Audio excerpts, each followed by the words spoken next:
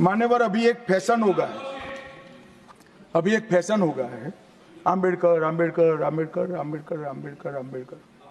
इतना नाम अगर भगवान का लेते तो 7 जन्मों तक स्वर्ग मिल जाता। अच्छी बात है ना? सुनिए तो, सुनिए ना, आप सुनिए ना, मैं बताता हूं। हमें तो आनंद है कि आम्बेडकर का नाम लेते हैं। आम्बेडकर का नाम अभी 100 बार ज्यादा लो, परंतु सच अर्थ में आम्बेडकर जी के प्रति आपका भाव क्या है ये मैं बताता हूं। मान्यवर, आम्बेडकर जी को देश की पहली कैबिनेट से इस्तीफा क्यों दे दिया? आम्बेडकर जी ने कई बार कहा कि अनुसूचित जातियों और जनजातियों से हुए व्यवहार से मैं असंतुष्ट हूं, सरकार की विदेश नीति से मैं असहमत हूं और आर्टिकल 370 से मैं असहमत हूं। इसलिए वो छोड़ना चाहते थे। उनको आश्वासन दिया गया, आश्वासन पूरा नहीं हुआ। उन्होंने इग्नोरेंस के चलते इस्तीफा दे दिया। और एक श्री BC रॉय ने पत्र लिखा कि आम्बेडकर और राजाजी जैसे 2 महानुभाव मंत्रिमंडल छोड़ेंगे तो क्या होगा।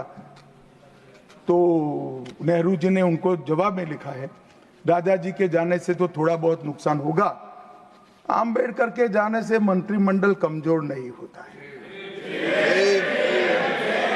मान्यवर, ये विचार जो खड़गे जी कह रहे हैं ना, क्या आपत्ति है? जिसका विरोध करते हो उसका वोट के लिए नाम देना है, कितना उचित है? क्योंकि अब आम्बेडकर जी को मानने वाले पर्याप्त संख्या में आ गए हैं, इसलिए आप आम्बेडकर आम्बेडकर कर रहे हो। मान्यवर, मुंबई के मेयर ने एक पत्र लिखा था कि मऊ में आम्बेडकर जी का स्मारक बनाना चाहिए। मऊ में जो आम्बेडकर जी का जन्म स्थान था, सुझाव लिखा। उन्होंने कहा आमतौर पर स्मारक निजी पहल से बनाने चाहिए। यदि सरकार किसी प्रकार की सहायता करती है तो वो उचित नहीं होगा। उनके कितने स्मारक बने साहब? कोई स्मारक आम्बेडकर जी का नहीं बना, देश भर में नहीं बना। आम्बेडकर जी के स्मारक कब बने? जब भारतीय जनता पार्टी सत्ता में आई, तब मऊ में डॉक्टर आम्बेडकर के जन्म स्थान पर स्मारक बना। लंदन में अध्ययन करते थे, वहां स्मारक बना। नागपुर में शिक्षा दीक्षावलित वहां बना।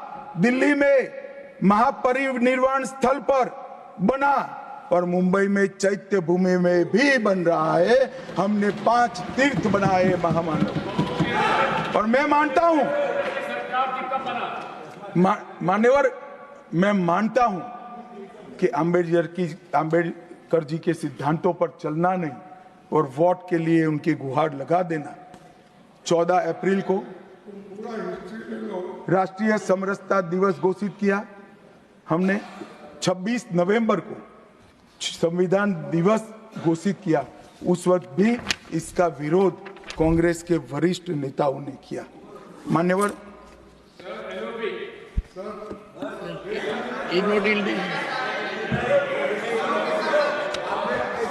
मान्यवर, 370 पर कई बार चर्चा हुई है। मैं ज्यादा कहना नहीं चाहता। सब जानते हैं कि एक टेम्पररी प्रोविजन को अनौरत संतान की तरह अपनी गोदी में 70 साल तक कांग्रेस ने खिलाने का काम किया और 370 हटाने के लिए लोहे का जिगर चाहिए। और जब देश के प्रधानमंत्री नरेंद्र मोदी जी 2019 में फिर से प्रधानमंत्री बने, एक ही झटके से इसी सदन में 370 और 35 को समाप्त। इसी सदन में कहते थे खून की नदियां बह जाएगी। खून की नदियां छोड़ो, कंकड़ चलाने की किसी की हिम्मत नहीं है। कंकड़। और मान्यवर, क्या हुआ? इसके बाद क्या हुआ? 35,000 पंचायत के सदस्य आजादी के बाद पहली बार चुनकर आए। 2 करोड़ 11 लाख एक वर्ष में पर्यटक आए, पत्थरबाजी शून्य हो गई, आतंकवादी घटना 92% कम हो गई, एरिया डोमिनेशन बढ़ा। 33 साल के बाद घाटी में थिएटर में रात्रि का शो चल रहा है। 34 साल के बाद ताजिया का जुलूस निकला। पहाड़ी, गुर्जर, बकरवाल और वाल्मीकि को आरक्षण मिला और घाटी के हर घर पर हर घर तिरंगा अभियान भी चला।